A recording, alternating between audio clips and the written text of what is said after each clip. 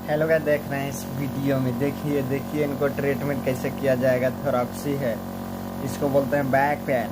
देखिए, देख रहे हैं ना कि कैसे इनको ट्रीटमेंट किया जा रहा है। देखिए, देख रहे हैं ना।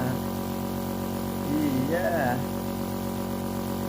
देखिए देखिए, जब ट्रीटमेंट के लगे बहुत रिलैक्स। देख रहे हैं, पेशेंट भी हंसते हैं। देखिए गाइस, देखिए देखिए आगे देख सकते हैं। या देखिए ना, बहुत रिलैक्स मिलता है सब पेन। ये सब होता है कि बॉडी में जितना हड्डी हो या नस सबको बजा देते हैं लोग।